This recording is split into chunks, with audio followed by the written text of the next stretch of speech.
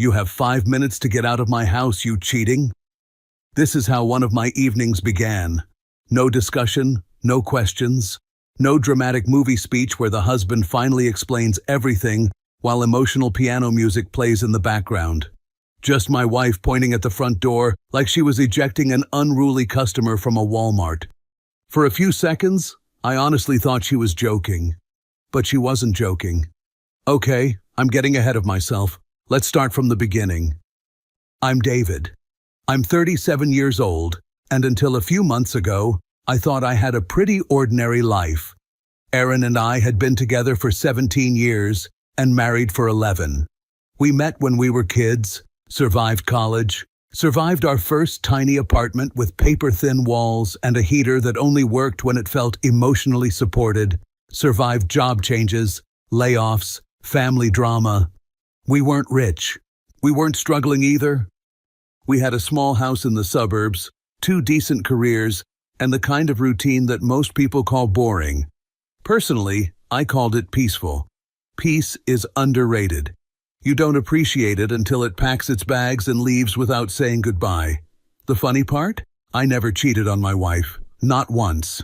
I never even came close. I've never been one of those guys who keeps a work wife, flirts with waitresses, or suddenly discovers that buying a motorcycle is somehow the cure for turning 35. The wildest thing I'd done recently was switching from regular coffee to espresso because our annual audit season had arrived. And trust me, espresso was making far more dangerous decisions than I was. If you've never worked through an annual corporate audit, imagine someone deciding that every email you've sent for the past year should now become everyone's problem. Every report suddenly matters. Every spreadsheet has a mysterious error. Every manager starts every sentence with, "Quick question." It's never a quick question. It's a 30-minute meeting disguised as optimism. For about 3 weeks, I was getting home later than usual. Nothing insane. Usually around 8 instead of 6. Sometimes closer to 9. I'd text Erin whenever I knew I'd be late. Still at work, audit chaos. She'd usually reply with something simple. "Okay," or "Drive safe." Nothing felt different. Nothing seemed wrong.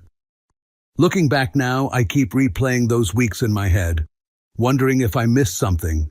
Some sign, some conversation, some moment where everything quietly started falling apart while I was busy arguing with Excel. Maybe there was one. Maybe there wasn't. Either way, I never imagined that staying late to fix spreadsheets would eventually cost me my marriage. Life has a weird sense of humor. One week you're explaining expense reports. A month later you're apartment hunting because someone decided spreadsheets were more convincing than 17 years together.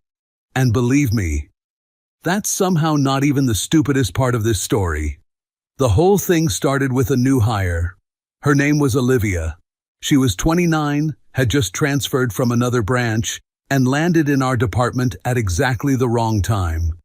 The audit was less than a month away. Everyone was overworked, everyone was stressed, and our manager walked into my office with the smile people wear when they're about to volunteer someone else's free time.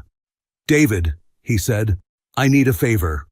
Whenever your boss starts a sentence with "I need a favor," start preparing to lose at least 10 hours of your life. Probably more. We need someone to get Olivia up to speed before the audit.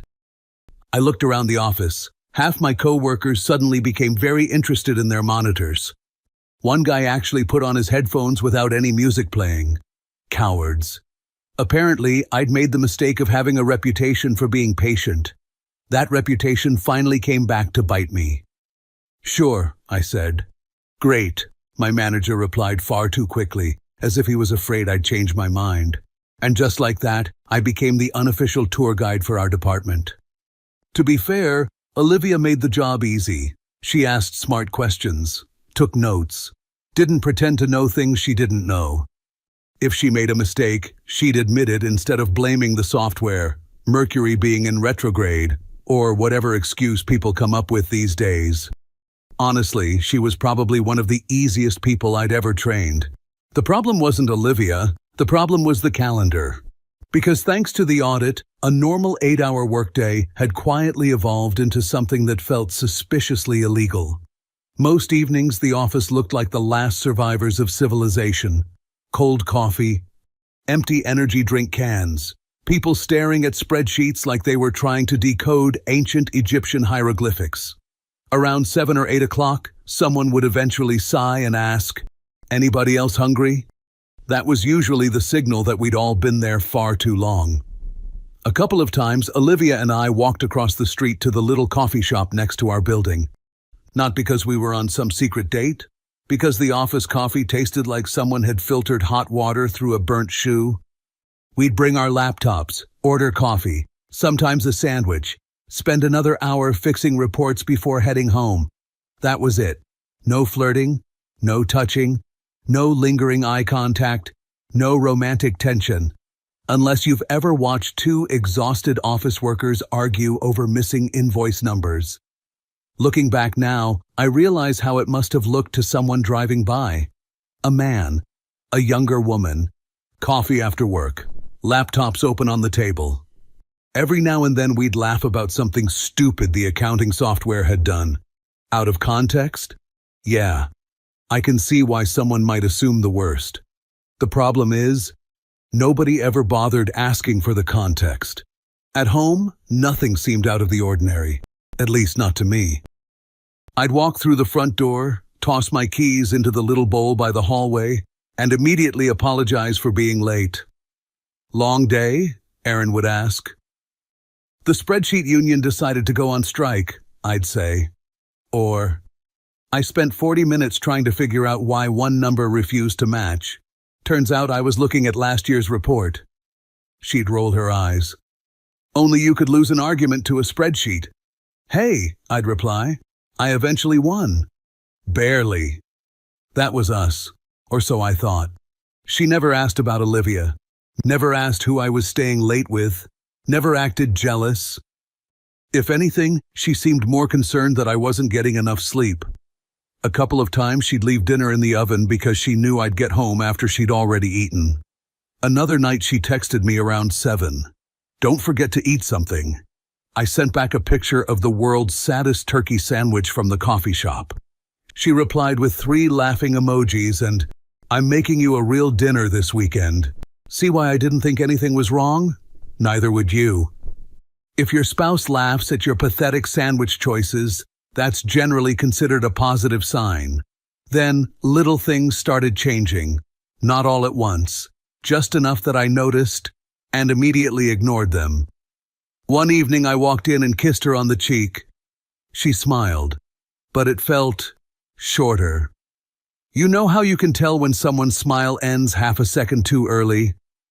That. Another night I asked if she wanted to watch a movie. She said she was tired and went to bed before 10, which wasn't exactly suspicious.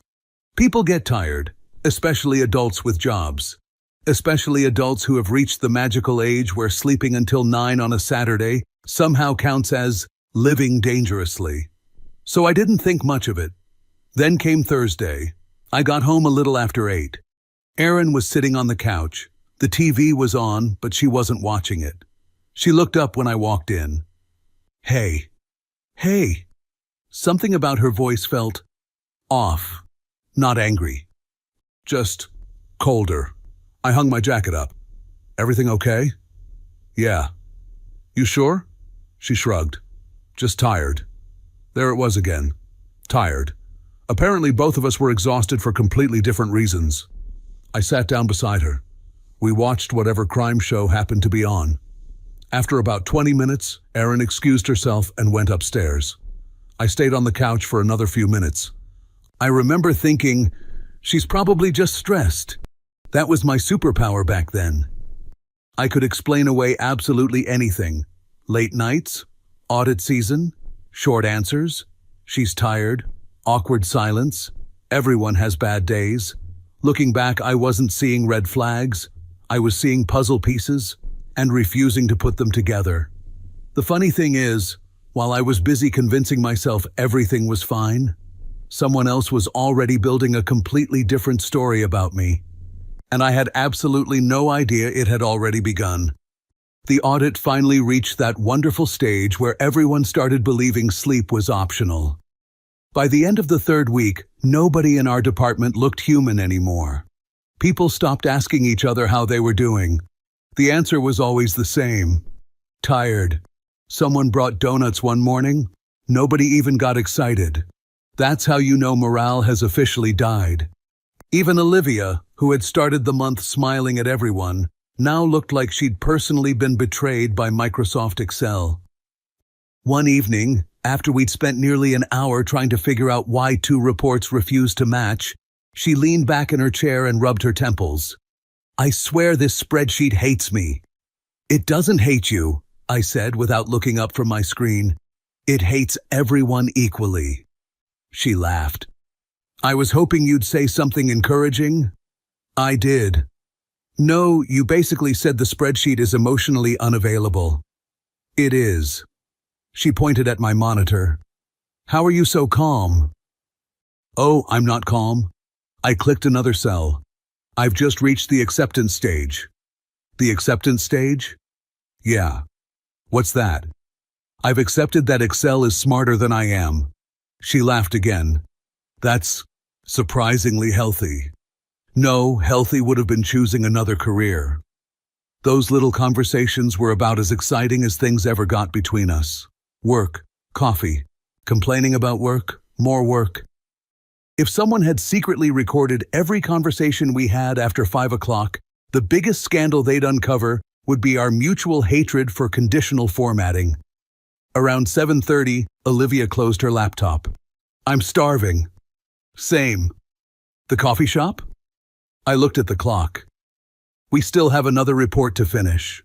"Exactly." She smiled. "We'll suffer somewhere with better coffee." Fair point. 5 minutes later, we were sitting at our usual table by the window. Laptops open. 2 coffees, 1 turkey sandwich for me, a grilled chicken wrap for her. Very glamorous. We spent the next 45 minutes fixing numbers, comparing invoices, and trying to remember who had approved one purchase order 3 months earlier. At one point, Olivia frowned at her screen. "I think I broke it." "You say that every day." "And every day I'm right." I leaned over to look at her laptop. "No, you just filtered the wrong column." "Oh." She sighed dramatically. I was already preparing my resignation speech. I would have kept it short. "Oh? Sorry, Excel won." She burst out laughing loud enough that a couple at the next table glanced over. "You're terrible." I've been told. Honestly, it was one of the most ordinary evenings imaginable. If someone had asked me to describe it the next morning, I probably would have forgotten half of it. That's how insignificant it felt. What I didn't know was that, at some point while we were sitting there, someone outside slowed down just enough to look through the cafe window. Rachel, Aaron's best friend. I didn't see her. Olivia didn't see her. Rachel, however, saw exactly what she expected to see. A husband, a younger woman, coffee after work, smiling, laughing. Me leaning over to help her with something on her laptop. From the sidewalk, it probably looked like the beginning of a romantic comedy. The only problem was, she never stayed long enough to hear us arguing over missing invoice numbers, or complaining about our manager, or joking that we'd both probably dream about spreadsheets that night. She saw maybe 30 seconds of our evening, then she walked away. And somehow, those 30 seconds became more believable than 11 years of my marriage. Of course, I had no idea any of that had happened. I finished my coffee, closed my laptop, said goodbye to Olivia in the parking lot. She drove one way, I drove the other. That was our entire scandal. On the way home, I even stopped at a grocery store because Aaron had texted me earlier that afternoon. "Can you grab milk? We're almost out." That's the thing about ordinary life. It's painfully ordinary. You don't stop to appreciate those little texts because you assume there will be thousands more. I grabbed the milk, a loaf of bread. Her favorite dark chocolate because it happened to be on sale. Not because I was trying to score husband points.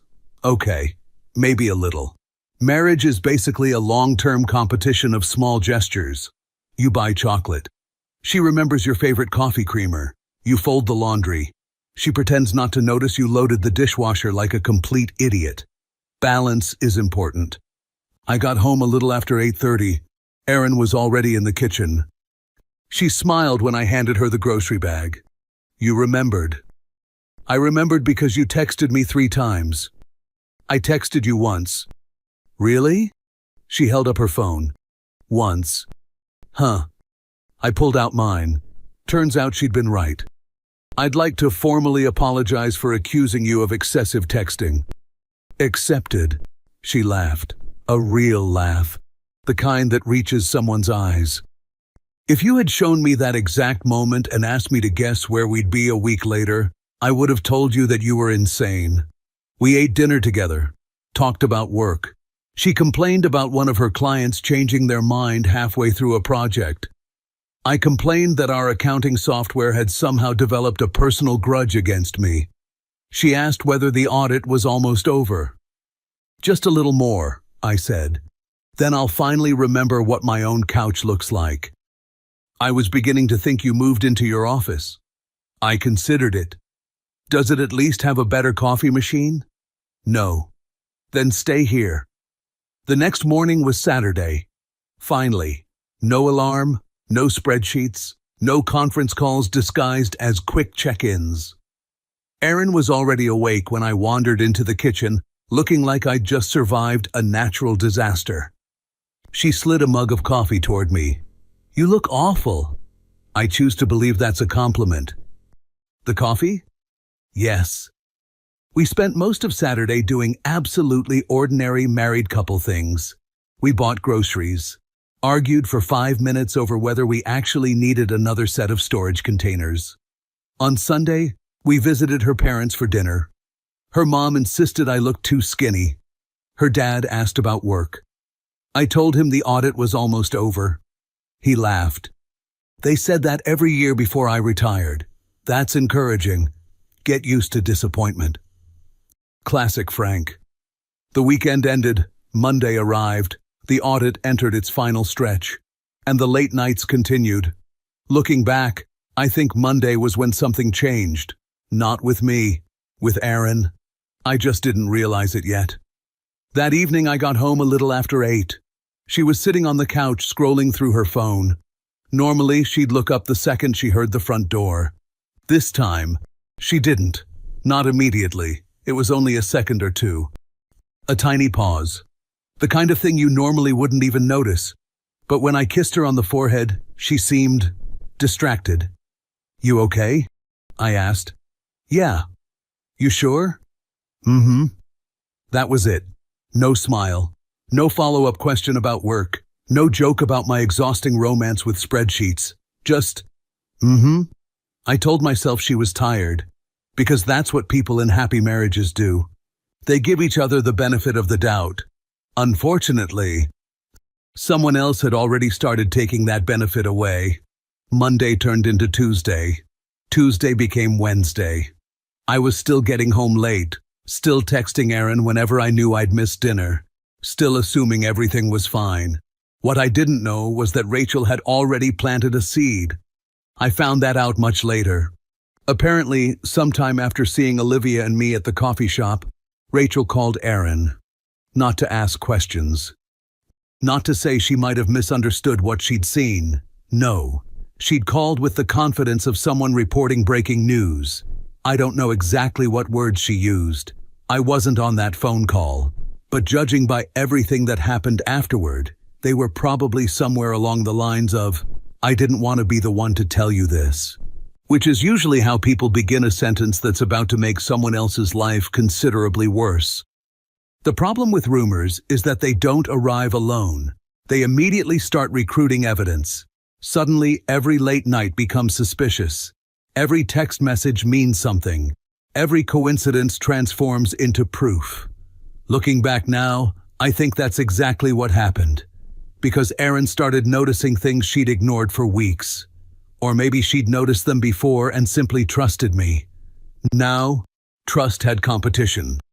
On Thursday afternoon, my phone rang while I was reviewing expense reports. It was Erin. I smiled before answering. Hey. Hey. Her voice sounded perfectly normal. Too normal. Are you working late again? Probably another hour or two. Oh, I know, I'm sorry. No, it's okay. There was a brief pause. So, who's staying late with you? It was such an ordinary question that I didn't think twice. Most of the team. I named a few coworkers. Mike's still here. Angela, Olivia, our manager. Honestly, I probably listed half the department. There wasn't a reason not to. Everything was out in the open. Oh, Erin said again. Okay. You all right? Yeah. Just checking. We hung up. The conversation lasted maybe a minute. I went right back to work. At the time, I thought absolutely nothing of it. Later, I realized she'd only cared about one name on that list. Olivia. That evening, around 7, Olivia walked over to my desk carrying 2 folders. I fixed the vendor report. Already? I think so. You think? She made a face. I was trying to sound humble. I opened the file. She'd actually fixed every issue I'd marked earlier. I looked up. You know. What? You're officially going to survive this audit. She threw both hands into the air. I'd like that in writing. I'll print you a certificate. Congratulations. You have successfully survived corporate misery. She laughed. That was the entire interaction. 30 seconds, maybe 40. Completely harmless. But if someone had walked by at exactly that moment, they would have seen a younger woman laughing at something I said, and me smiling back. Funny how context works. Live through the moment and it's forgettable. Freeze it into a single image, and suddenly people start writing their own story. Mine was already being written. I just hadn't been invited to read the first chapter yet. The next evening was Friday. The audit was finally over. Everyone in the office looked like we'd just survived a natural disaster. Our manager thanked the team, promised us a quiet week, and everyone laughed, because nobody believed him. Around 6:30, Olivia walked over to my desk. I owe you a coffee, she said. For what? For putting up with me for the last month. You weren't that bad. That's not what your face said during my first week. Fair point. We walked across the street one last time. No laptops this time, no reports, just coffee. She thanked me for helping her through the audit. I told her she'd done most of the work herself. 20 minutes later, we left. She hugged me goodbye. A quick, friendly hug. The kind co-workers give each other after finishing a stressful project. Then we walked to our cars. That was the last time I saw Olivia outside the office. I had no idea someone else had seen us too. When I pulled into my driveway, something immediately felt wrong. The porch light was on. The living room light was on. But Erin wasn't waiting by the window like she usually was whenever I got home late. I grabbed my laptop bag, picked up the groceries I'd bought on the way home, and walked inside. The moment I opened the front door, I knew. The air felt different. You know that feeling? When nobody has said a word yet, but somehow your brain already knows you're in trouble. Erin was standing in the living room, arms crossed. She wasn't crying. She wasn't yelling. She was just staring at me. I smiled anyway. Hey. She didn't answer. I held up the grocery bag. I got your favorite ice cream. Nothing. I slowly set the bag on the kitchen counter. Everything okay? She finally spoke. Who is she? I blinked. Who? The woman you've been seeing. For a second, I honestly thought she had the wrong person. What are you talking about? She took one step toward me. Stop lying. I am not lying. Rachel saw you. That name finally made something click. Rachel, Erin's best friend. Coffee shop. Friday. Oh, I nodded slowly. You mean Olivia? The fact that you answered that so fast tells me everything. No, I said. It tells you I know who you're talking about. I took a step toward her. Erin, She's a coworker. I know exactly what she is. No, you don't. I hadn't even finished that sentence before she cut me off. I know you've been meeting her after work. Because we've been working. Liar. I stared at her. Not because she'd accused me. Because she'd already decided I was guilty. Nothing I said mattered anymore. Erin, please, I said. Just let me explain. Explain what? She snapped. How you've been sneaking around behind my back? I haven't been sneaking around. Rachel saw you together? She saw us having coffee after work. Exactly. With half the audit still unfinished. You expect me to believe that? Because it's true. She laughed. It wasn't a happy laugh. It was the kind people make when they've already decided every word out of your mouth is another lie. So all those late nights were work. All the text messages about work. The coffee shop? Work. The hugs? I frowned. What hug? Don't insult me, David. It hit me. Olivia had hugged me goodbye after the audit. It had lasted maybe 2 seconds. I rubbed my forehead. That was after we finished the audit. She thanked me for helping train her. Oh, that's a good one. It's the truth. No, Erin said. It's your excuse. I took a deep breath. Call my manager. She blinked. What? Call him. I pulled out my phone. Better yet, I'll call him right now. She slapped my hand away before I could unlock it. I don't need your fake proof. It's not fake. I already know what I saw. You didn't see anything. Rachel did. Rachel saw 30 seconds of my day. That was enough. No, I said quietly. It wasn't. She pointed toward the front door. I've listened enough. No, Erin. I couldn't keep the frustration out of my voice anymore. You've listened to Rachel. For the first time that evening, neither of us spoke. I honestly thought she'd calm down. Instead, she looked me straight in the eyes and said, You have 5 minutes to get out of my house, you cheater. I stared at her. You're serious? Dead serious? You're throwing me out without even hearing me? I already heard everything I needed to hear. No, I said. You heard Rachel. I heard enough. That was the moment something inside me changed. Not because she'd accused me. People say terrible things when they're angry. But because she refused to even consider that she might be wrong. The verdict had already been delivered. The trial never happened. I looked at her for another few seconds, waiting, hoping she'd take it back. She didn't. Instead, she repeated herself. You have 5 minutes. I nodded once. Okay. That seemed to catch her off guard. I think she expected me to argue, to beg, to swear I was innocent for the 100th time. Instead, I walked upstairs. I grabbed a duffel bag and threw in a few days' worth of clothes, my laptop charger, some toiletries, and a pair of jeans. From downstairs, she yelled, That's it? You're not even going to deny it anymore? I stopped for a second. I've been denying it for the last 20 minutes. No answer. Just silence. I zipped the bag. I picked up my car keys.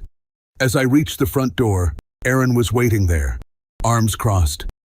So that's it? I looked at her. What exactly do you want me to do? Tell me the truth. I already did. She shook her head. No. You just didn't believe it. Another long silence. Finally, I opened the door. I hope Rachel was worth 11 years of marriage. Her face hardened. Don't you dare blame Rachel. I stepped outside. I'm blaming the person who trusted her more than me. Then I left. That night, I checked into a hotel a few miles away. Nothing fancy, just somewhere to sleep. I honestly believed she'd call. Maybe after an hour, maybe after she'd calmed down, maybe she'd realized she'd overreacted. I left my phone on the nightstand, volume all the way up. I barely slept. Every time the screen lit up, I grabbed it.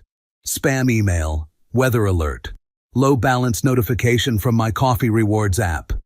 Everything except Erin. By morning, I realized something. She hadn't thrown me out because she'd lost control. She'd thrown me out because she'd meant every word. The next morning, I went back to the house while Erin was at the gym. I still had my key. I wasn't trying to sneak in. I just wanted the rest of my clothes and a few personal things. I packed another suitcase, my passport, some documents. While I was loading the car, my phone rang. Erin. I answered immediately. For one stupid second, I thought she was calling to apologize. Instead, she said, "Did you come back?" "Yeah, I grabbed a few things." "You could have waited until I got home, so we could have the same argument again?" Silence. Then she said, "I hope she's worth it." I closed my eyes. "Erin, I'm not doing this." "You already did." She hung up.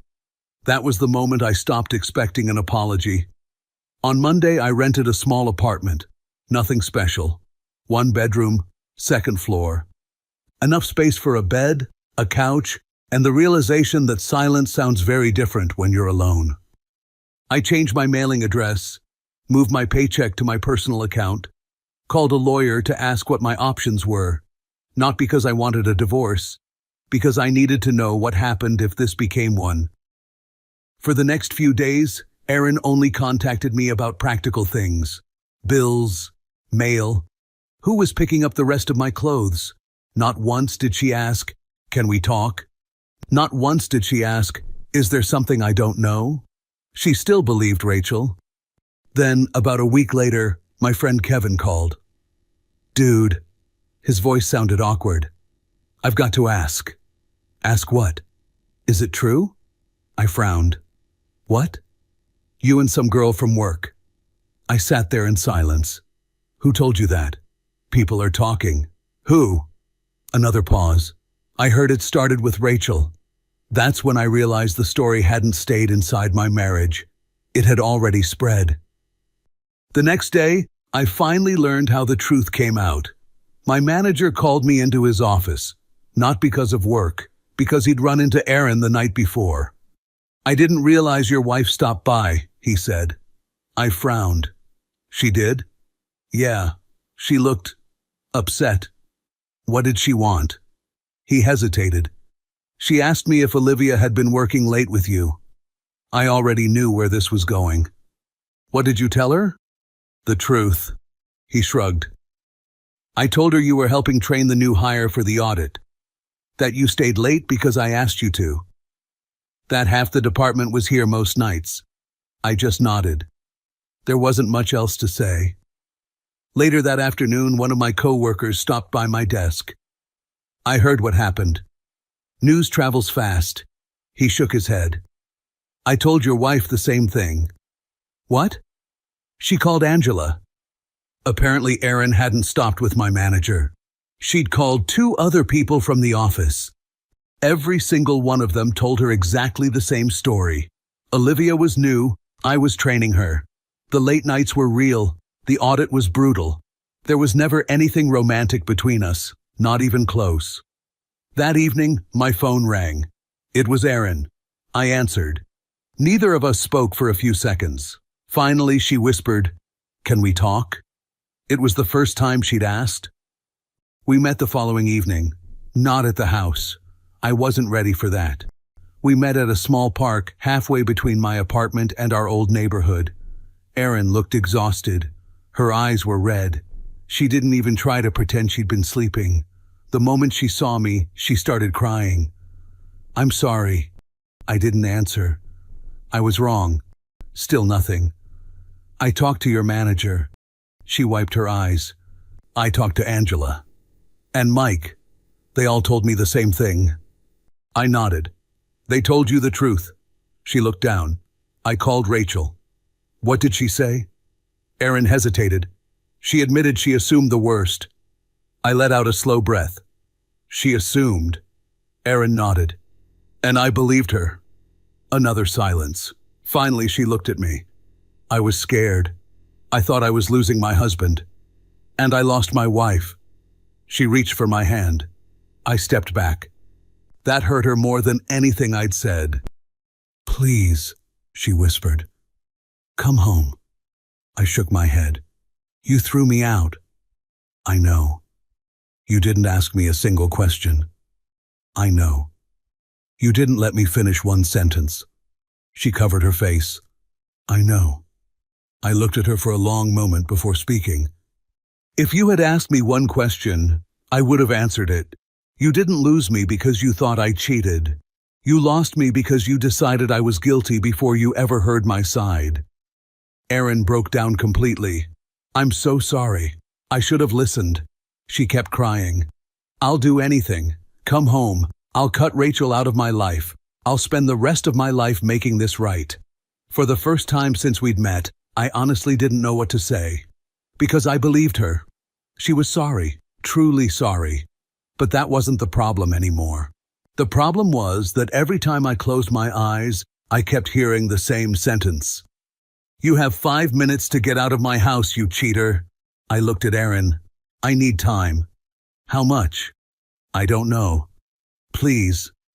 I can't come home pretending none of this happened. I know. I took a deep breath. The woman I married would have asked me one question before throwing me out. You didn't. You chose a rumor over me. She nodded through tears. I know. I don't know if I can forget that. She started crying even harder. I walked away, not because I stopped loving her, because I couldn't trust her anymore. And love without trust is just two people sharing the same address. I moved back to my apartment. We still talk. She's trying. She ended her friendship with Rachel. She apologizes every time we meet. Maybe one day we'll find our way back to each other. Maybe we won't. I honestly don't know. What I do know is this. If your spouse ever gives you a reason to worry, ask the question. Have the conversation. Demand the truth if you have to. But don't destroy your marriage over a story someone else told you. Because rebuilding trust takes far longer than destroying it. And sometimes, the hardest thing to forgive isn't the accusation. It's realizing the person you loved never gave you the chance to answer it. If you felt this story hit hard, drop a like, subscribe for more, and share your thoughts in the comments. Your support keeps Steelheart beating.